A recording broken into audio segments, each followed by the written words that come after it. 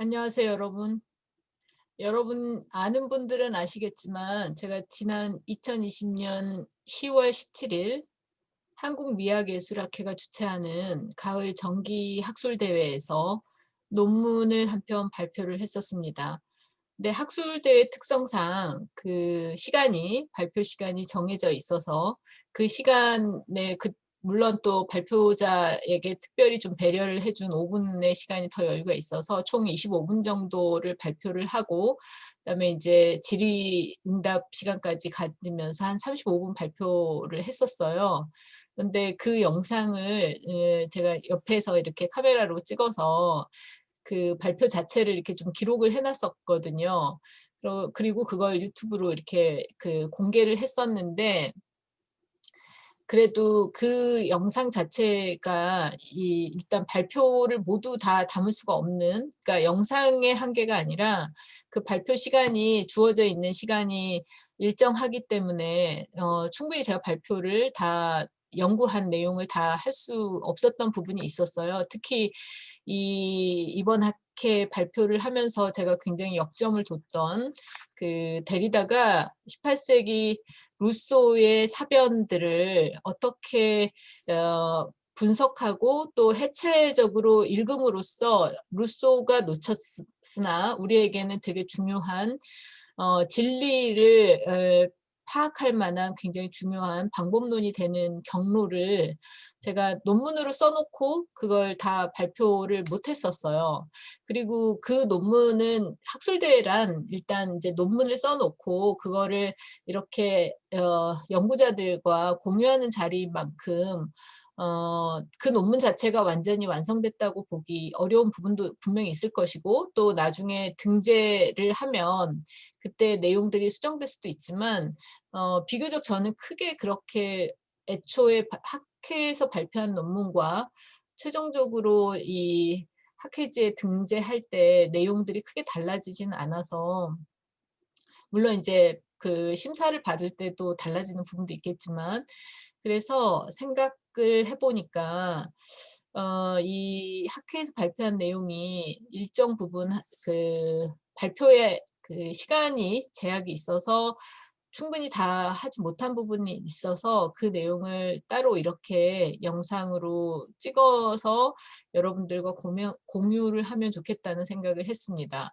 물론 공유의 방식이 여러 가지가 있고, 특히 우리가 이제 학회에서 연구자들, 학자들이 공유하는 가장 기본적인 방법은 글을 쓰고 그 쓴 글을 읽어서 모든 분들이 읽을 수 있는 모든 분들이 읽고 나누는 것인데, 또 논문이 나오기까지는 아마도 내년 2월 정도까지 시간이 걸릴 것이고, 또 한편으로는 그것을 읽는데 시간을 투여하거나 내지는 자발적으로 읽기가 쉽지 않은 여건이니까 한번 이렇게 내가 발표를 다시 해보면 어떨까 하는 생각을 했어요. 그래서 오늘 이 영상을 찍게 됐습니다. 그러니까 기본적으로는 이 영상은 지난 가을 학회에서 제가 발표했던 내용들이 충분히 발표하지 못한 부분들이 있어서 논문으로 써놓고 그 내용을 지금부터 이제 다루려고 합니다. 그런데 다시 그 논문을 보니까 내용이 비슷하게 반복되는 부분이 있을 것 같기도 해요. 그때 영상 학회 때 이렇게 제가 연구실 온라인 발표여가지고 그때 온라인 발표인 거는 특수한 상황이었죠. 우리 지금 코로나19 상황에서 학회도 집단이 모이기가 어렵기 때문에 온라인으로 이렇게 학회들을 열었었고, 각자 자신의 그 공간에서 이렇게 동시 접속해가지고 같이 발표하고 질의하고 하는 시간으로 가졌었고, 그때 저는 컴퓨터로는 웹캠으로는 온라인 발표를 하고 스마트폰으로 옆에 세팅을 해 놓은 다음에 제가 옆에서 발표하는 옆모습을 찍는 식으로 기록을 해 놨었거든요. 그래서 그 내용들과 보니까 사실 시간 제약이 있었다 하더라도 앞부분은 거의 다 제가 얘기하고자 했던 부분을 했더라고요. 그래서 이걸 또 그 얘기를 또 한다는 게 또 부담이 되기도 하더라고요. 그래서 제가 생각한 방식은 뭐냐면, 그 당시에 이제 되게 짧게 하려고 하면서 어 논문 써놓은 거는 사실은 분량이 좀 꽤 돼요. 그 지리자 선생님께서는 받자마자 깜짝 놀랐다고, 이렇게 방대한 분량일 줄 몰랐다고 해서 그랬는데 A4 25페이지 정도나 됩니다. 근데 이 내용을 25분의 발표 시간 동안 충분히 다 할 수는 없잖아요. 줄줄 읽어도. 그래서 제가 그 특정한 부분들만을 발췌해서 PDF 파일을 만들어 가지고 그 내용을 발표에 썼는데요. 오늘은 좀 파격적이지만 제가 이 논문을 한번 천천히 읽어가 보려고 합니다. 그러니까 사실 이게 이제 그 연구자 내지는 글을 통해서, 특히 이제 사실 데리다는 서구 고전 철학이 언어의 현전을 굉장히 그 숭배했다고, 그러니까 음성 언어의 우위를 매우 주장을 하고, 그것이 서구 철학사의 아주 뿌리 깊은 그 차별이다. 문자 언어에 대한 음성 언어의 우위를. 그게 이제 결국 루소에 대한 비판으로도 이어졌던 건데요. 근데 그 부분은 분명히 서구 유럽의 철학들이 가진 뿌리지만, 사실 또 현대 철학으로 오면 현대 철학은 글쓰기가 결국은 그 철학의 전개입니다. 그래서 데리다 같은 사람이 나올 수 있는 거죠. 데리다의 그 책은, 내지는 논문은, 글은, 문학 비평이든 어떤 텍스트는 사실은 소리내서 읽는데 별 의미가 없어요. 읽고 이해하고 분석하고, 글쓰기 자체가 사실은 철학의, 특히 어떤 개념적인 걸 시각화하는 측면에서도 매우 그 중요한 언어 형태인데, 역설적으로 데리다는 사실 문자 언어를 가장 그 철학의, 현대 철학의 가장 중요한 어떤 어 미디어로 등장시킨 학자라고 할 수 있기 때문에, 특히나 서구 유럽의 고전 그 철학들이 바탕에 뒀던 음성 언어의 진리값에 대한 반박을 했다고도 말할 수 있습니다.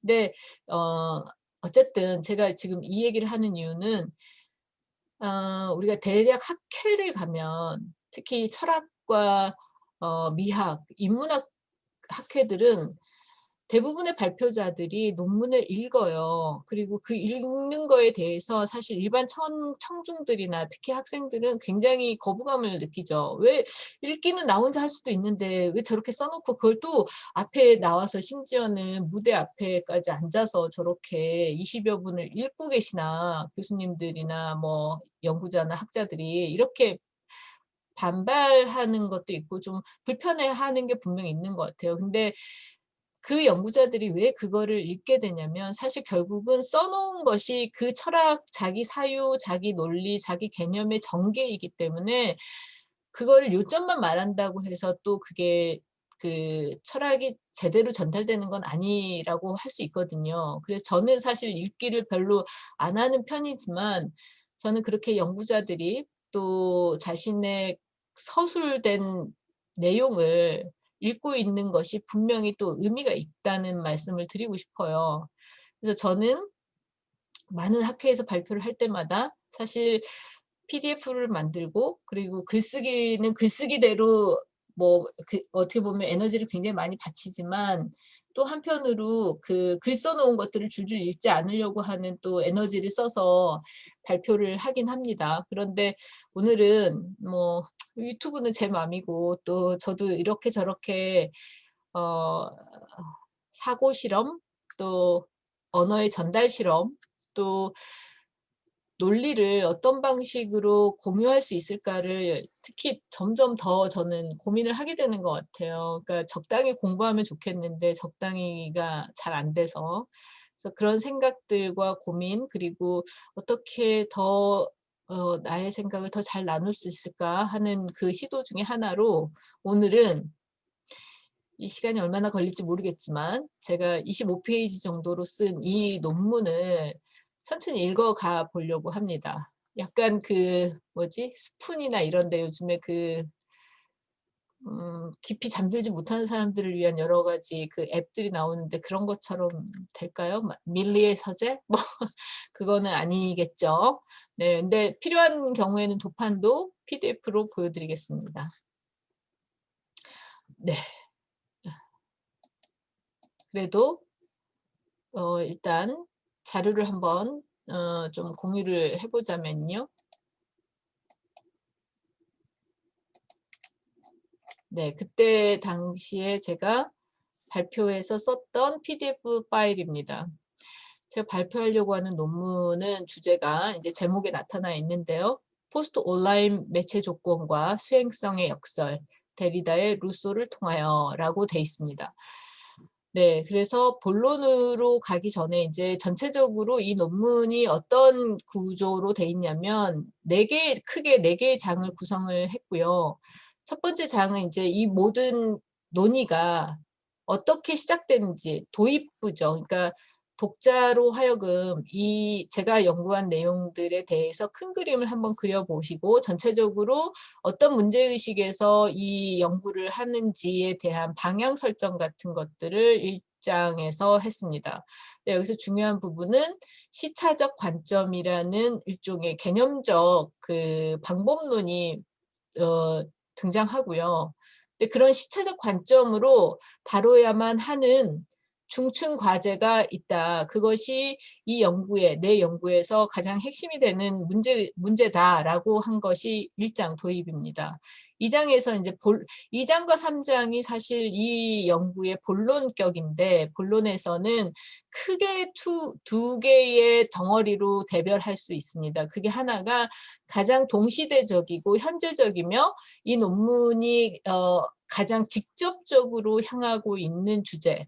그러니까 동시대에 제가 파악하기에 가장 중요한 특징으로서 온라인 조건은 포스트 온라인 조건이라는 것, 그리고 우리 시대 사회가 능력주의 사회라는 것, 그리고 이러한 사회 조건에서 우리가 어떤 진실, 사실, 판단, 그리고 인식의 문제에서 굉장히 많이 어려움을 겪고 있는 상황인데 그것을 이제 포스트 진실이라고 합니다. 근데 그 문제들을 저는 이렇게 큰 덩어리로 포스트 온라인, 그러니까 매체의 조건, 그다음에 능력주의는 정치, 경제, 사회적 조건, 그리고 포스트 진실은 인식에서부터 판단까지 우리가 어떤 knowledge, 알의 문제로서 건드릴 수 있는 주제라면 이 세 가지를 트라이앵글로 같이 삼각형으로 같이 볼 수 있다. 같이 봐야 한다. 굉장히 중층적으로 엮여 있기 때문에 그걸 같이 다뤄야 된다.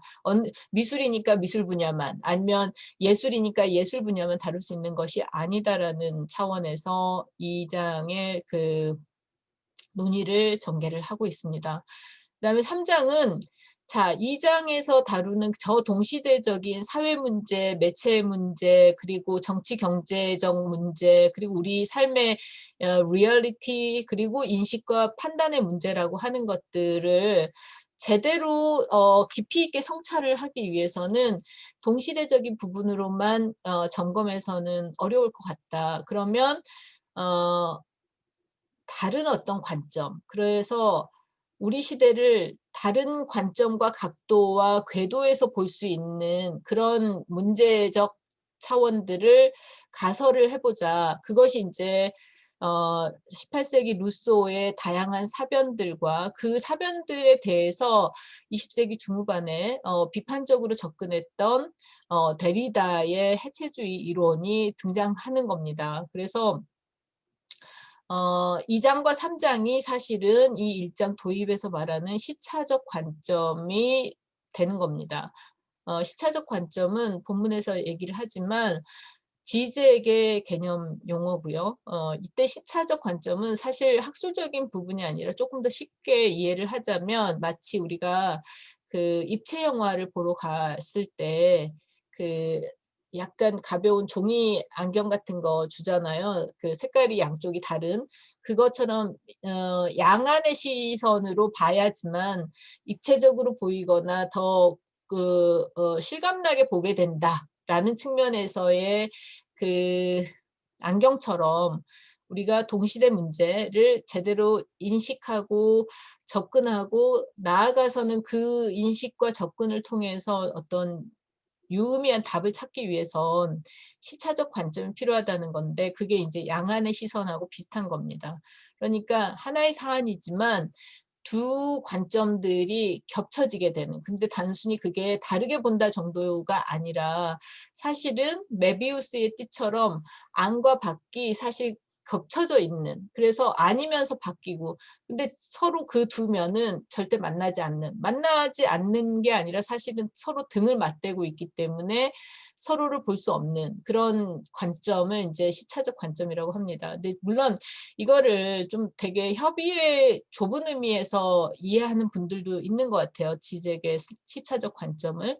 그래서 시차적 관점을 마치 음 베냐민, 그리고 베냐민의 그 비판 대상으로서의 하이데거, 이런 식으로 이제 지잭은 그 시차적 관점이라는 책에서 가설을 세우기 때문에 '아 그렇게 하이데거를 참조하고 그다음에 베냐민으로 가야 되는 거 아니야?' 이런 식으로 좀 이해하기도 하는 것 같은데, 그 뜻은 저는 아니라고 생각합니다. 지잭이 말하는 시차적 관점이란 첫 번째는 어 가상적으로 일어난 일에 대해서 그러니까 실제 과거에 일어난 일에 대해서 가상적으로 가설을 세워본다든가 이런 차원보다는 우리가 가지고 있는 동시대적인 어떤 문제가 있다면, 예를 들어서 그 동시대적 문제를 반드시 동시대 내부의 시선을 가지고만 접근하지 않는 것.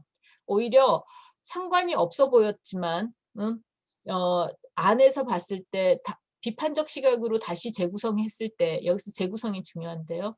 그랬을 때 어떤 통찰을 얻게 되는 부분이 있다면 그걸 같이 보는 것. 이게 이제 저는 시차적 관점이라고 생각을 하고, 지적도 그런 뜻에서 뭐 마르크스, 하이데거, 벤야민을 논했다고 생각합니다.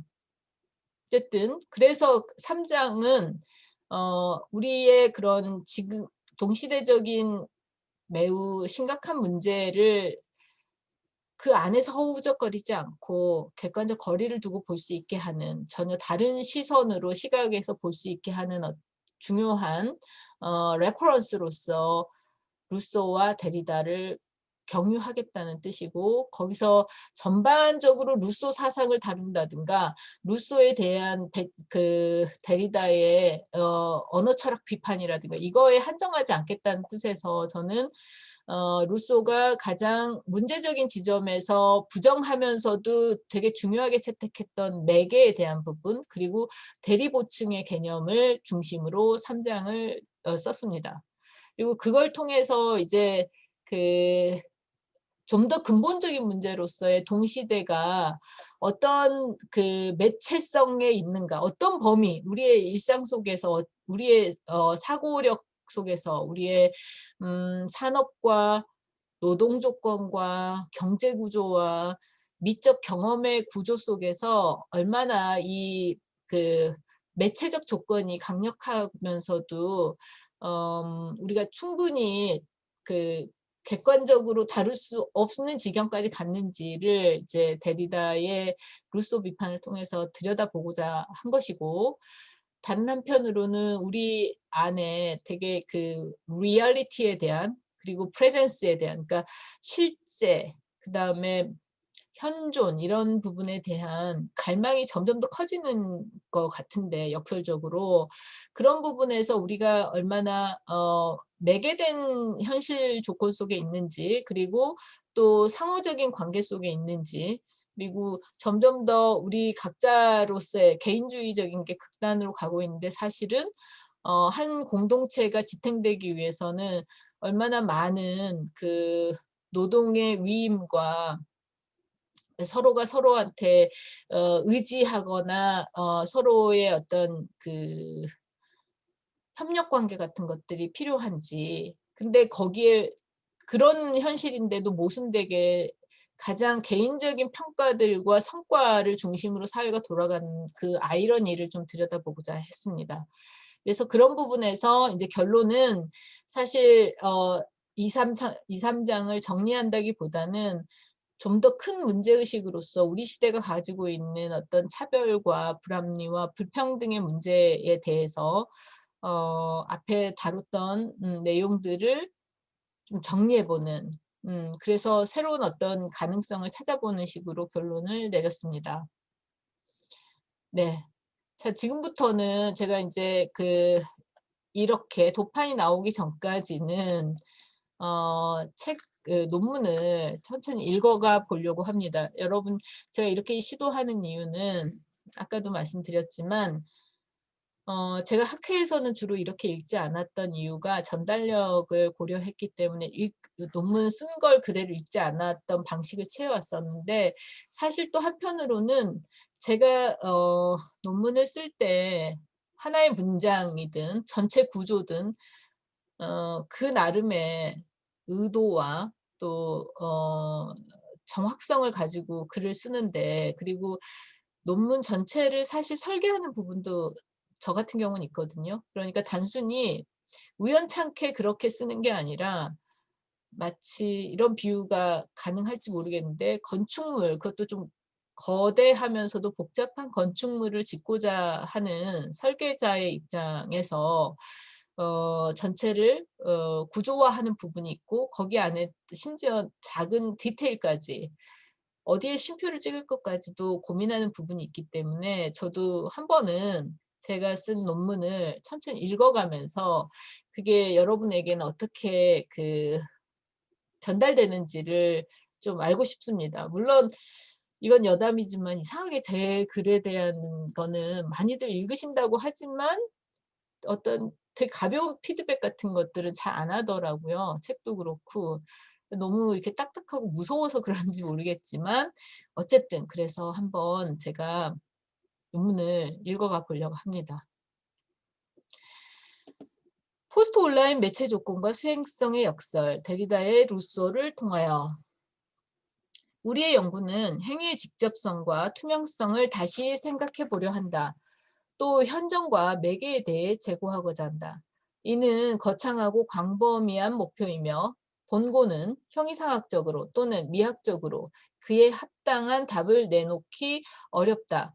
그럼 첫 줄에 밝힌 연구 목적은 어떤 맥락인가?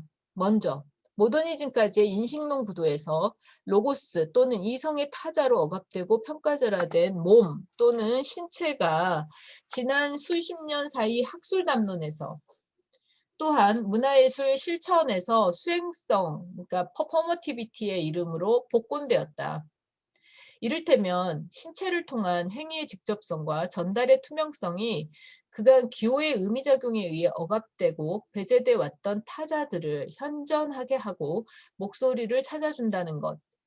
창작 또는 생산과 감상 또는 수용의 관계를 위계적 거리 대신 같은 시공간 안에 현존의 사건으로 극대화시킨다는 것이다. 하지만 그 수행성이 사회과학 및 경제학에서 포괄적인 인식론 도식처럼 남용되고, 실제 경제와 노동 현장에서 감정노동, 위임, 대리, 성과만능주의 같은 역설적 문제를 낳았다. 두 번째 문제, 다음.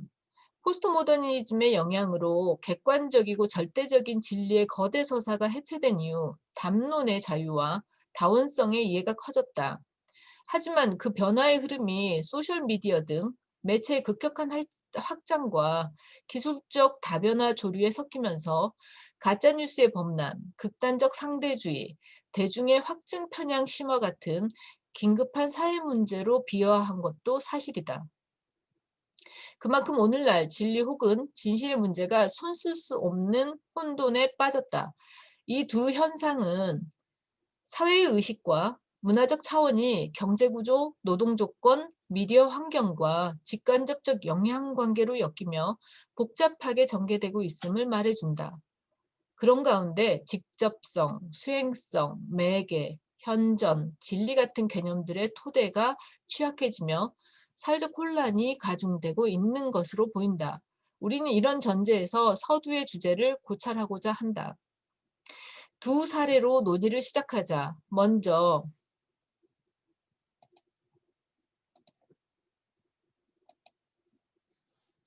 개념미술, 페미니즘 미술, 퍼포먼스 아트에서 중요 작가로 꼽히는 미국 미술가 미엘 레더맨 뉴켈리스가 2020년 9월 초 위하여 이 제목입니다. 위하여 영혼이라는 공공미술을 게시한 경우다. 이 프로젝트는 뉴욕 퀸즈 미술관, 타임스퀘어 아트, 메트로폴리탄 교통국 아트앤 디자인 이렇게 3개 기관이 작가에게 의뢰하고 협업하여 이루어졌다. 시작은 퀸즈 미술관 여기서 시작했는데요. 서비스 노동자께 뉴욕시가 살아있게 해줘서 고맙습니다. 위하여 영원히. 그러니까 Dear Service Worker, Thank you for keeping NYC alive for forever 라고 쓴 이 내용이 손글씨로 써진 이 내용이 5개의 비닐 배너의 전사가 돼서 퀸즈 미술관 전면 유리에 설치된 것이다. 이어서 같은 메시지를 띄우는 15초 분량의 애니메이션이 타임스퀘어 광장의 디지털 빌보드와 여기가 타임스퀘어 광장에 보였던 작업입니다. 지하철역 광고판 2,000개에 동시 게재되었다. 문장에서 읽히듯 그러니까 이 손글씨로 쓴 이 미엘 유켈리스의 그 메시지에서 읽히는 것처럼 그 미술은 신종 코로나 바이러스의 전 세계 유행, 그러니까 팬데믹이라고 요즘에 우리가 말하는 그 유행으로 강타당한 도시가 붕괴하지 않도록 사회 기반 시스템을 유지 관리한 특정 분야의 노동자들에게 감사를 표한다. 우리도 이런 말을 지금 새로 만들어냈습니다. 여러분, 필수 노동자 내지는 필수 인력이라고 말합니다. 이때 필수는 말 그대로 도시를 유지하고 우리가 일상을 가장 그래도 최소 한도로라도 유지할 수 있도록 하는 그 에센셜 워커라고 하는데요. 가장 중요한 인력들을 말하는 겁니다. 근데 역설이 여기 있죠. 가장 필수이고 중요한 인력들인데 사회적으로 그 사람들이 받는 처우나 보상에 대해서는 상당히 열악하거나 심지어는 최근에 그 택배 노동자분의 그 과로사나 이런 것처럼 한국 사회에서도 그런 부분에 대해서 굉장히 심각한 문제가 있는데도 불구하고 우리가 이제까지 그렇게 인식을 못 해왔던 부분이 있는 것을 생각해 보면 여기에 역설이 있다는 걸 아실 수 있습니다. 이렇게 그 유켈리스의 작업은요, 사회 기반 시스템을 유지 관리한 특정 분야의 노동자들에게 감사를 표하는 작품입니다. 2020년 현재 80세인 이 올로 미술가는 사실 동일한 메시지를 1976년 작품에서부터 발신해 왔다. 제가 논문에다가 이 주석 4번으로 이 유켈리스가 1969년부터 최근까지 한 작업에 대한 정리를 짧게 해놨습니다. 1969년에 사실 유켈리스는 메인티넌스 아트라는 거를 처음 게시하였습니다. 그러니까 유지 관리 미술이라는 걸 처음 만든 사람이 바로 유켈리스이고 청소가 예술이 될 수 있다는 거를 보여준 작가이고 그때 한번 반짝했냐면 그게 아니라 지금 2020년까지 이 작가는 계속해서 그것이 연결되는 노동과 청소와 그리고 예술이 연결될 수 있는 지점의 작업을 계속 해오고 있습니다. 그중에 지금 이 2020년 버전하고 직접 연결되는 작업이 하나가 있는데 그게 1979년에서 80년까지 이 작가가 했던 작업 중에 터치, 세니테이션 퍼포먼스라고 하는 게 있습니다. 터치는 이 접촉이고요. 세니테이션은 여러분 요즘에 우리 그 뭐죠? 이게 위생 굉장히 중시하게 됐잖아요. 그걸 1979년부터 유켈리스는 사실 노동 현장에 있는 사람들에 대해서 일반인들이 꺼려하면서 그러니까 뭐 접촉하기 싫어하고 뭐 쓰레기 처리하는 분들 이런 분들한테 막 이렇게 되게 그 우리가 약간의 혐오감을 느끼고 그랬단 말이에요. 근데 그런 분들이 가진 소위 직업적인 특수성에 대해서 사회가 어떻게 했냐면 무시하거나 배타하거나 마치 안 보이는 곳에서 노동해야 되는 사람들처럼 취급했는데 이미 유켈리스는 1970년대부터 그런 노동자분들에게 감사를 표하고요. 그리고 손을 잡고 고맙다고 인사를 나누고요. 그다음에 그 사람들이 하는 그 노동의 형식 같은 거, 움직임 같은 거를 쉐도잉하는 작업들을 했어요. 굉장히 저는 중요한 작가일 뿐만 아니라 앞서간 작가이고 의미는 계속해서 더 강해지는 작가라고 생각하는데 1979년에 이미 그런 작업을 했다는 게 좀 놀랍지 않습니까? 어쨌든 그런 식으로 지금 유켈리스는 무려 50여 년 가까이 이렇게 작업을 하고 있어요. 근데 이 작가가 1976년에 처음 이 문구를 가지고 작업을 했었습니다. Dear Service Worker, Thank you for keeping 어떤 도시 alive 이런 식의 메시지를 그대로 썼었어요. 근데 2020년에 새롭게 다시 여기에 제가 문장으로 이렇게 써놨습니다. 뉴욕시의 위생, 청소, 운송, 대중교통, 사회복지 등 공공 서비스 분야를 책임진 종사자들에게 인용하자면 이제 유켈리스가 이렇게 그 아티스트 스테이트먼트 2020년 버전에다 이렇게 썼어요. 직접적으로 말해야 한다는 긴급한 목적으로 내가 이 작업을 한다 이렇게 얘기를 했습니다. 여기서 흥미롭죠.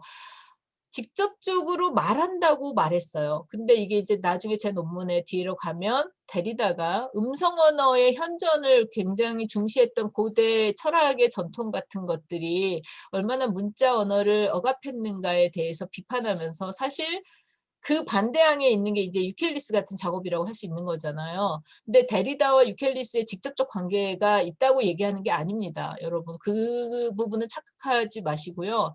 말하자면 유켈리스는 어 자신의 거의 평생을 거쳐서 이 주제를 가지고 작업을 했고 그러면서 스스로 글씨로 쓴다고 하는 것과 자신이 굉장히 urgent한 긴급한 어떤 목적을 가지고 메시지를 전달한다고 하는 것이 직접적으로 글씨로 써서 직접적으로 말한다라는 거랑 같은 뜻이라고 생각했던 부분이 있다는 거죠. 이제 그 지점에서 유켈리스의 이 작업은 굉장히 놀랍고 특히 아티스트 스테이트먼트가 저는 굉장히 유의미하다고 생각을 하는 겁니다.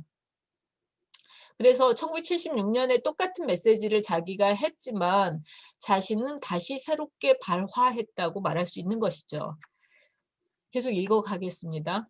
공동체의 존속을 위한 필수 인력으로서 인용하자면 당신의 손, 당신의 눈, 당신의 판단을 통해서 도시가 흐른다. 매일 당신이 현재를 보살피기에 도시가 흐를 수 있고 우리는 어제에 매몰되지 않는다고 작가는 분명하면서 예술적인 어조로 말했다. 인용이 제가 이제 이 그 퀸스 미술관에 들어가면 이 유켈리스의 아티스트 스테이트먼트가 있어요. 제가 다운로드해서 이제 번역한 겁니다. 자, 비슷한 시기인 9월 8일 뉴욕 맨하튼 배터리 파크에서는 또 다른 프로젝트가 실행에 옮겨졌다. 트럼프 조각상 계획, 약자로 TSI라고 하는데요. 트럼프 스테이트먼트, 트럼프 스태처 이니셔티브라고 하는 그룹이 결성이 됐습니다. 그 예술가 집단이 라이브 퍼포먼스를 했는데 그것의 제목이 바로 지금 보시는 이 도판입니다. 순서가 왔다 갔다 했지만 사실 이 두 도판은 제가 아까 짧게 설명했던 유켈리스의 초기작들입니다.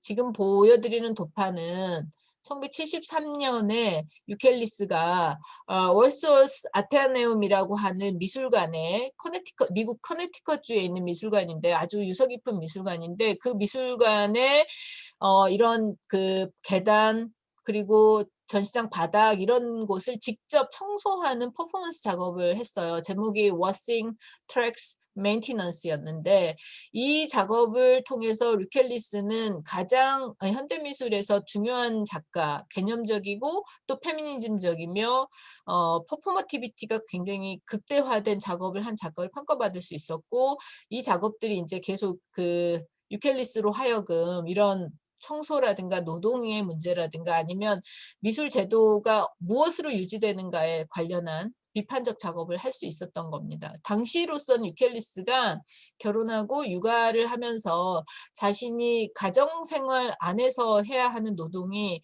예술이 될 수 있는 지점을 굉장히 비판적으로 들여다보면서 시작했던 작업이고 제가 아는 한 현대미술계에서 유켈리스의 비중은 사실 이 시기의 작업들 때문에 굉장히 큰 평가를 받는 부분이 있습니다. 하지만 저는 강조하건대 유켈리스는 1970년대에 이렇게 작업하고 그 시간대에 멈춰있는 작가가 아니라는 것. 바로 몇 달 전에도 그렇게 굉장히 중요한 그리고 자신의 작업을 울거먹는 작가로서가 아니라 가장 동시대적인 어떤 현실에 대해서 자신이 할 수 있는 가장 직접적이면서도 중요하면서도 비판적인 작업을 한 작가라고 평가해야 마땅합니다.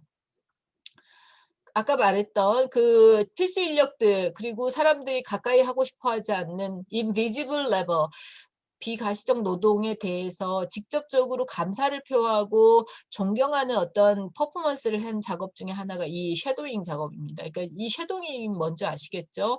이 청소 노동자분이 그 쓰레기 처리 노동자분이 하는 행위들을 따라하는 식으로, 그러면서 그분들의 노고에 대해서 매우 긍정적으로 그리고 존경하는 모습을 보여주는 식의 작업 시리즈가 바로 이 터치 세니테이션 퍼포먼스였습니다. 자, 유켈리스 잠깐 이렇게 그 미술사적인 부분까지 다룬 다음에 다시 지금 현재적인 지점으로 돌아와서 TSI, The Trump Statue Initiative 그룹의 거리 공연 작업으로 다시 들어가겠습니다. 제가 읽어갈게요.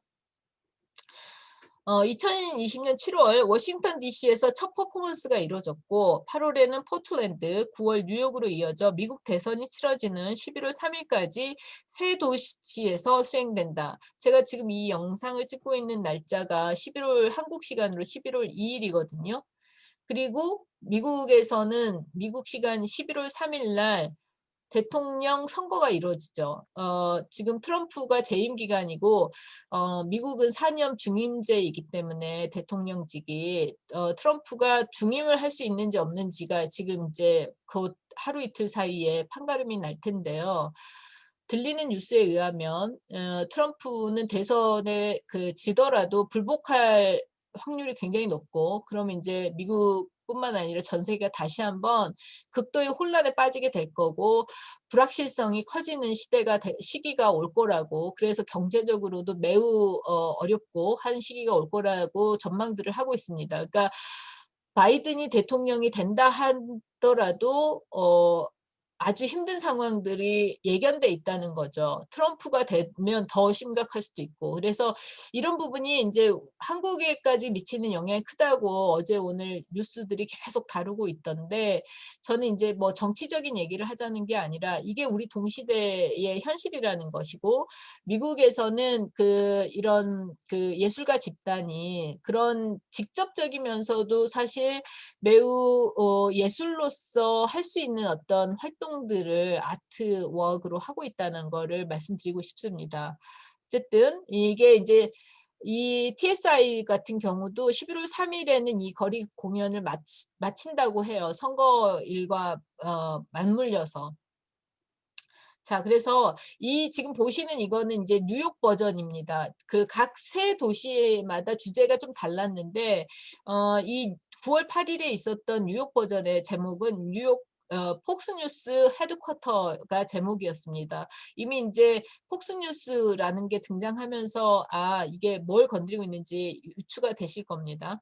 근데 지금 보여드리는 것처럼 폭스뉴스 헤드쿼터에서는 황금색으로 전신을 칠한 남녀 4명. 이 사람들 실제 사람들입니다. 근데 이제 황금색으로 머리부터 발끝까지 다 칠하고, 골프 카트 같은 경우도 황금색으로 칠하고, 실제로 이 위에서 사람들이 퍼포먼스를 벌이는 겁니다. 이렇게 마치 조각처럼 멈춰 있는 게 아니고요. 움직여요. 움직이면서 공연을 하는데, 이게 이제 사람들로 하여금 트럼프와 폭스뉴스의 그런 정원 유착 관계 같은 것들, 그리고 트럼프가 코로나19가 터졌을 때 어떻게 대처했는지 문제, 그다음에 소위 국민들을 어떻게 다루는지에 대한 문제를 굉장히 비판하고 있는 작업이 이것입니다. 천천히 다시 읽을게요. 황금색으로 전신을 칠한 남녀 4명이 제45대 미 합중국 대통령 도널드 트럼프, 시민의 권리와 자유의 파괴자, 2016에서 2020. 여기에 여러분들이 보이실지 모르겠는데 Destroyer of civilized and liberty라고 돼 있습니다. 그러니까 시민의 권리와 자유를 파괴한 사람이 바로 도널드 트럼프 미국 합중국 대통령이다. 재임 기간은 이때다. 이렇게 해놓은 거죠. 이 금색 할자가 밝힌 검은 재단 위에서 황금 골프 카트를 탄 트럼프, 그리고 카트를 미는 폭스뉴스의 남녀 간판 앵커, 상황을 촬영하는 카메라맨을 연기하며 거리 공연을 펼쳤다. 네 사람이 올라탄 그 재단은 사실 무덤을 묘사하는데 그들의 발밑에 엉망으로 처박힌 누군가의 금빛 묘비들에는 비극을 기리며 어쩔 수 없다와 비극을 기리며 루저가 새겨져 있다. 트럼프가 대통령으로서 공적 책무를 저버리고 코로나19 사태에 대해 내뱉은 부정의하고 검증되지 않은 발언, 그게 바로 it is what it is. 어쩔 수 없이 일어난 일이야. 일어난 일일 뿐이야 라고 했다는 거죠. 굉장히 무책임한 발언 아닙니까? 그다음에 이제 미 참전 용사들에게 표를 얻기 위해서 앞에서는 칭찬을 하고 뒤에서는 패자, 호구라고 조롱한 사건을 환기시키기 위해서 이 TSI가 선별한 업구가 바로 이것들이었습니다. 그러나 사실 그가 소셜미디어를 활용해 국내의 정치를 왜곡하고 사회 분열과 갈등을 키우고 공동체의 판단력을 오염시켜온 과정들 전체가 비판 대상이 될 수 있다. 그래서 특히 뉴욕 퍼포먼스는 친 트럼프계 보수 언론으로 꼽히는 폭스뉴스를 등장시켜 정은유착의 현실, 공론장에서 생산, 유통되는 가짜뉴스의 실태를 풍자했을 것이다.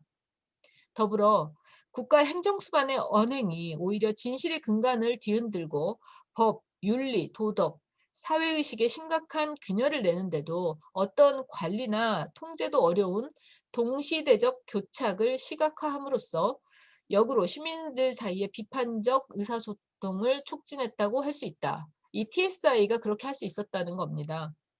실제 온라인 라이브로 퍼포먼스를 접한 사람들의 반응은 다양했고 소셜미디어에서는 해당 퍼포먼스와 TSI의 주장이 담긴 게시물들이 퍼져나가며 의견을 생성했다. 저도 인스타그램에 별로 많은 그 제가 팔로잉을 하는 쪽이 많지 않은데 이 TSI는 팔로잉을 했어요. 그랬더니 막 하루에도 막 엄청나게 많은 게시물을 올리고 또 이렇게 태그가 되더라고요. 이상 메릴 유킬리스의 작업과 이 TSI의 두 사례는 비교적 최근에 일어난 예술 활동으로서 학술적으로 다루기에는 비판적 거리 또는 지적 의의가 부족하다고 생각할 수 있다. 그러나 두 작품은 사회 구조적 조건과 인간의 수행성이 교차하는 지점에서 우리가 다루고자 하는 제 연구가 다루고자 하는 복합적 문제를 예표하는 담론 잠재력을 지녔다고 생각합니다.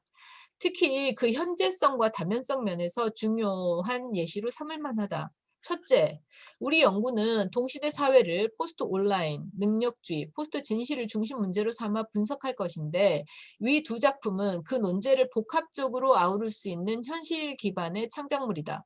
다음, 우리는 본문에서 장자크 루소의 사상과 그에 대한 자크 데리다의 비판에 집중할 것인데 위와 같은 동시대 퍼포먼스는 그 이론의 현재적 가치를 교차시켜 보는데 기여할 수 있다. 애초 본 연구는 1990년대 후반부터 2010년대 후반 글로벌 신자유주의 경제에서 개인과 집단을 막론하고 성과이자 성능에 따른 보상. 그러니까 여기서 성과랑 성능이 결국은 여러분 아시겠지만 퍼포먼스라는 단어로 쓰이는 겁니다. 그걸 한국어로 퍼포먼스라고 그냥 음차해서 쓰든 아니면 어떤 당신의 성과가 어떻고 이 차의 그 퍼포먼스가 성능이 어떻고라고 할 때를 쓰든 간에 같은 하나의 단어를 가지고 쓰는 거죠. 퍼포먼스 아트 할 때도 같은 뜻이 단어고요. 근데 맥락과 분야에 따라서 우리는 전혀 다르게 이해하고 그걸 분리시켜서 생각하는 경향이 있는데 제 연구는 그것들 간에 보이지 않는 얼마나 깊숙한 유착 관계가 있는지를 얘기하고 있는 겁니다. 성과, 성능, 그러니까 퍼포먼스에 따른 보상이라는 논리를 탑재한 수행성이 막강한 기준으로 작동한 현실과 그 비슷한 시기 동안 문화예술계에서 퍼포먼스가 우세종으로 등극한 상황에 담긴 패러독스를 논하고자 했다. 그러니까 애초에 제 연구의 목적이 그랬다는 거예요. 요컨대 경제 및 노동시장에서 성과는 능력주의의 투명하고 객관적인 근거이자 공정한 지표로 받아들여진다.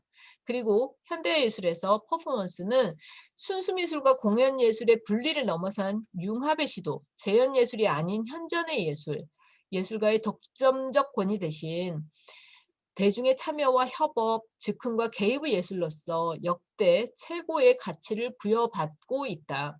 그런데 심층으로 들어가면, 그러니까 겉으로 보기에는 다 행복하고 다 공정하고 다 평등한 것 같은 이 소위 정치, 경제, 문화, 예술계의 퍼포먼스가 심층으로 들어가 보면 그렇지 않다는 겁니다. 심층으로 들어가면 경제 현장에서 성과는 과거 포도주의식 임금 노동을 초과해서 근로 현장의 노동자가 마치 공연장의 연주자처럼 감정, 내면, 취향, 의식, 스타일 등 자신의 전 존재를, 아니 노동을 하는데 왜 자신의 내면과 전 존재를 바쳐야 되는지 모르겠어요. 네, 어쨌든 좀 흥분하려고 하네요, 여러분. 네.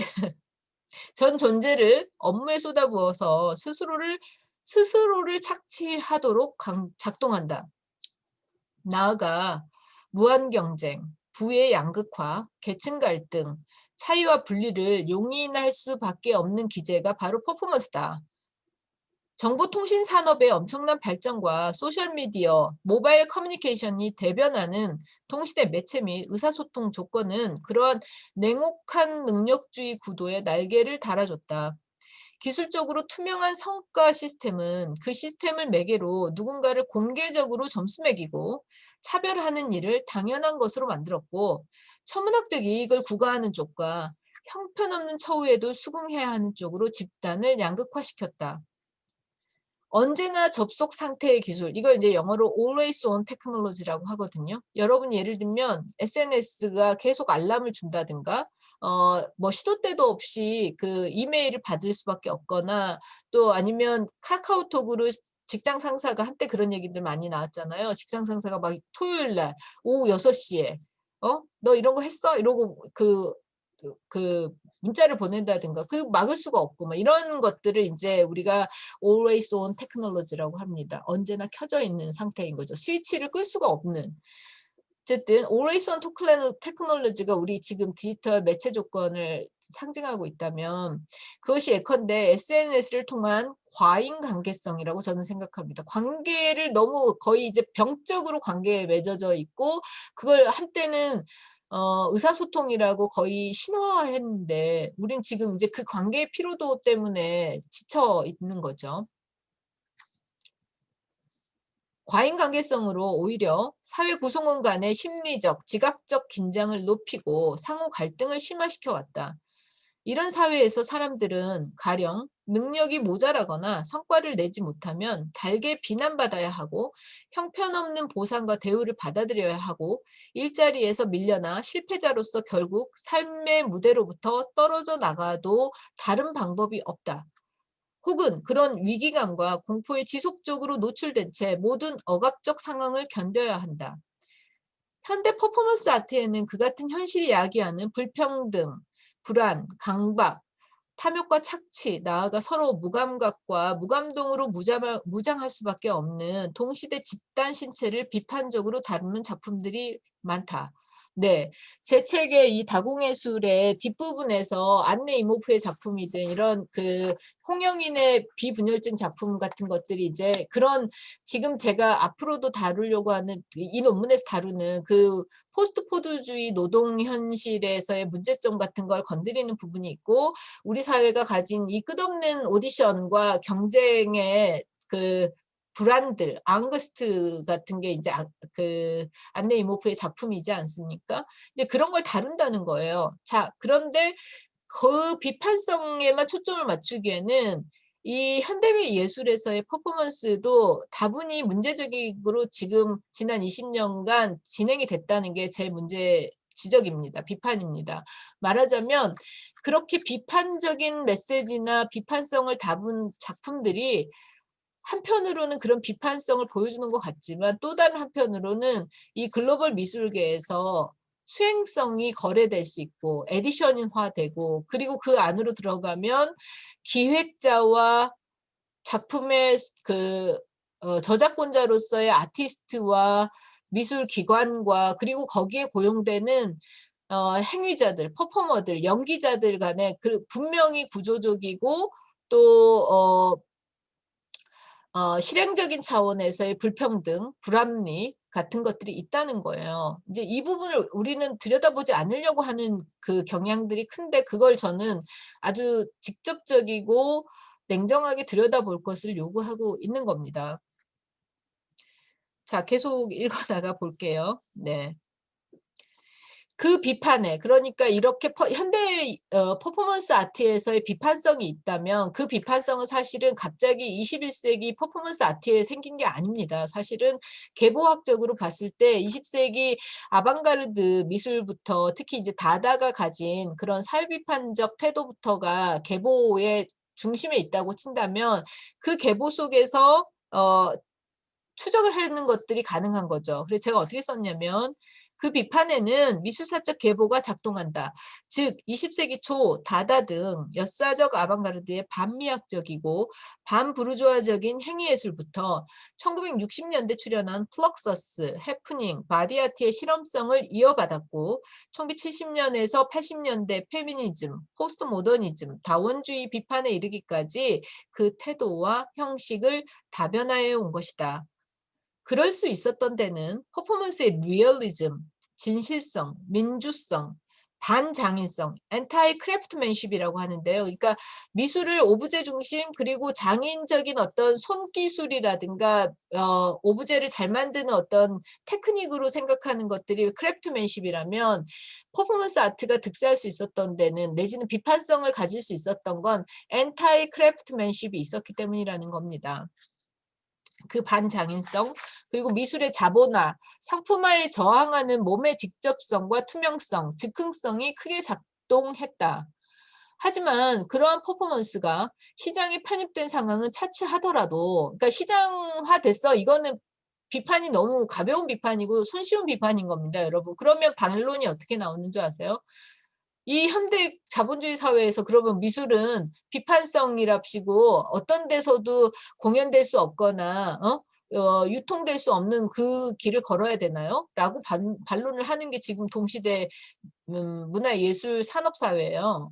산업구조예요. 그런데 그렇게 이제 시장화됐다라는 비판은 할 이유가 없다는 겁니다. 그러니까 그것이 당연하기 때문이 아니라 그런 식으로 비판하는 것으로는 어떤 식의 그 논리에도 반박할 수가 없고 제대로 문제를 짚지 못하기 때문에 저는 미술이 시장화되는 거는 안 된다라고 말하는 건 아무 얘기 안 하는 거랑 똑같다는 뜻입니다. 어쨌든 하지만 그러한 퍼포먼스 아트가 시장에 편입된 상황은 차치하더라도 지난 10여 년 사이 다양한 형식과 의미로 신자유주의 경제의 예술계 버전이 된 역설적 사실은 부정하기 어렵다. 뭐가? 퍼포먼스 아트가. 스펙타클한 연출과 물량 경쟁, 협업의 명목 아래 이루어지는 행위의 위임, 제작진의 불안정 고용과 단기 계약, 대리 신체에 의한 창작. 네. 굉장히 대표적인 사례가 있죠. 네. 네. 티노 세갈 같은 작가를 생각해 보십시오, 여러분. 안전한 저작물로서 미술 시장에 진입하는 과정에 낀 모순 등의 문제를 피하지 못한 것이다. 여기서 안전한 저작물로서 미술 시장에 진입한다는 거. 그러니까 퍼포먼스 아트 자체는 리얼타임, 리얼 스페이스 그리고 임프로비제이션. 그러니까 실제 현실의 공간과 시간 속에서 굉장히 즉흥적으로 이루어지는 것인데 그것들이 촬영이 되거나 작가의 뭐 콜리오그라피라든가 안무라든가 아니면은 콘티라든가 하는 것들이 저작권 개념을 가지고서 미술관이나 이런데 그 소장이 되거나 갤러리나 아트바젤 같은 데서 당연하게 거래된다는 겁니다. 근데 그 안에서 예를 들면 협업자는 마치 미술의 일부로서 참여자가 요청된 일반인들은 그럼 어떤 권리를 갖는 거지?라고 생각해 봐야 되는 거죠. 이런 논점에서 우리 연구의 원래 목표는 이 이분법을 무너뜨리고 동시대 사회 조건과 예술계에서 문제되는 수행성을 비판하고 더 나은 해법을 제시하는 것이었다. 제가 여기서 이렇게 과거형으로 쓴 이유가 있죠. 이제 이 논문을 사실 되게 저로서는 매우 중요한 주제지만 그 주제를 제가 가진 지적 역량을 가지고 좀 더 쉽고 아주 편하게는 아니더라도 충분히 논문 하나를 잘 쓸 수 있었는데 모험을 걸었던 건 데리다와 루소를 공부할 수밖에 없었던 이유가 이제부터 설명이 될 겁니다. 왜냐하면 퍼포먼스 아트가 이런 모순을 갖고 있고 역설적으로 시장과 이런 관계를 갖고 있어 라고 하는 식으로 논문을 쓰고 그러면 퍼포먼스에서 비판성은 어떤 식으로 더 강화시켜야 하는가 어떻게 이 소위 포스트 온라인 조건 속에서 그러니까 소셜미디어와 모바일 네트워크로 거의 모든 그 인간의 경험과 감각과 미적인 감수성이 잠식당하고 있는 상황에서 퍼포먼스의 이런 소위 리얼리티를 살릴 것인가 이렇게 답을 낼 수도 있었을 거라는 거예요. 제 연구가. 그런데 팬데믹과 더불어서 우리한테는 훨씬 더 강하고 뿌리 깊은 위기가 있는 거구나라는 생각을 하게 됐고 저는 그런 의미에서 공부하는 사람이 내릴 수 있는 굉장히 유의미한 논리를 하나를 찾아보고 싶었어요. 그러니까 우리가 언제부터 이렇게 몸에 대해서 진실성을 갖게 됐지? 수행성에 대해서 왜 이렇게 찬미하고 있지? 음? 미학적으로 그 수행성이 몸의 직접성이고 현전이고 현전의 진실성을 담고 있다고 말하는 것이 정말 타당한가? 이거를 좀 더 깊이 있게 들여다봐야 되겠다. 혹시 우리한테는 몸, 신체, 그리고 수행 이러면 그리고 퍼포먼스 그러면 무조건 공동체적이고 평등하고 자발적이고 그리고 의사소통의 역량이 굉장히 크고 직접적이고 이런 식으로 이해하게 됐는지 혹시 그거 안에 새로운 신화가 있는 건 아닌지 인식의 신화가 있는 건 아닌지 들여다봐야 되겠다는 생각을 하게 된 겁니다. 지금부터 이제 그 얘기를 하는 겁니다. 이제 애초에 좀 더 쉽게 갈 수 있었던 논문의 길이 왜 이렇게 어렵고 복잡해졌는가에 대한 얘기를 하려고 합니다. 코로나19 팬데믹은 본 연구가 상정한 검토 범위와 답변 능력을 벗어난 지점까지 들여다볼 것을 요구하는 것 같다. 그것은 글로벌 신자유주의 경제, 동시대 매체와 의사소통, 관계 조건, 현대예술 경영의 문제들을 비판하는 정도로는 충분하지 않다고 섣불리 조건 납품의 결론을 내리지 말라고 이른다. 지난 수십 년 동안 예측하지 못한 종류의 위기가 이때 위기는 신종 바이러스만이 아니라 현재와 같은 양상의 도덕의 붕괴, 인식의 혼란, 정치의 오염, 사회적 의사소통의 무질서 같은 것들이 압축돼 있는 겁니다. 이런 위기에서 우리 내부 그러니까 그런 위기가 우리 내부에서 증식을 했고 오늘은 현실이다. 이런 현실 인식을 저는 갖게 된 겁니다. 그런 점에서 본 연구는 18세기 중반에 이미 사회 계약 속의 인간과 자유, 언어의 기원, 학문과 예술의 기원, 인간 불평등의 기원을 검토해서 논쟁적 저작을 남긴 루소와 20세기 중반에 그것을 서구 형이상학에 대한 전면적 인식 비판의 대상 중 하나로 분석한 데리다를 통해서 시차적 관점, parallax view에서 생각해 볼 것이다. 좀 더 구체적으로는 데리다가 루소에서 음성 언어와 문자 언어, 매개와 대리보충의 논리들을 중심으로 밝혀낸 모순을 통해서 우리 시대의 포스트 온라인, 능력주의, 포스트 진실의 문제, 그리고 수행성의 역설에 관한 다른 판단의 가능성을 찾고자 하는 것이다. 슬라보의 지적을 참조하자면 이는 메비우스의 띠처럼 두 층이 간의 직접적인 관계도 없고 공유된 공간도 없지만 밀접하게 연결되는 대상을 동시에 보는 관점의 일이다. 네.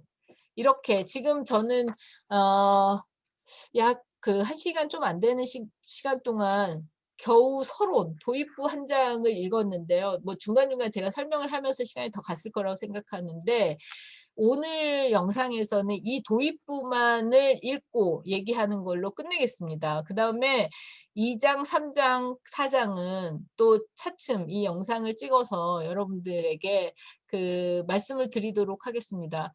제가 이렇게 하는 이유는 첫 번째는 유튜브 콘텐츠 때문에가 아니고요.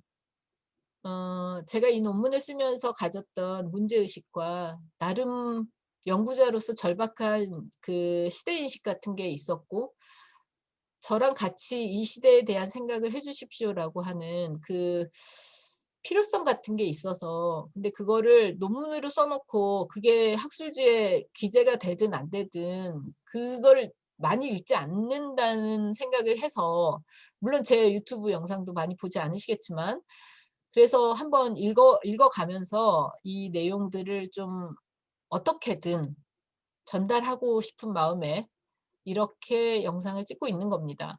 근데 이걸 지금 해 보니까 이거를 한 편 25장 A4 25 페이지지만 이걸 한 편에 다 찍는다 그러면 너무 길어지고 들으면서 힘드실 것 같아서 제가 이렇게 천천히 읽어가는 방식으로 적어도 한 4편 정도는 찍을 수 있지 않을까. 그래서 각 편마다 여러분들이 그 한 편의 논문을 부분 부분 찾아 읽으시는 것처럼 하면 좋겠다는 생각에서 이렇게 나눠서 영상을 찍어 보겠습니다. 네. 오늘은 여기까지 하고요. 다음 영상에서 이 포스트 온라인 매체 조건과 수행성의 역설, 데리다의 루소를 통하여 2장, 포스트 온라인 능력주의, 포스트 진실의 문제를 다루겠습니다. 네, 여러분 다음 영상에서 뵙겠습니다.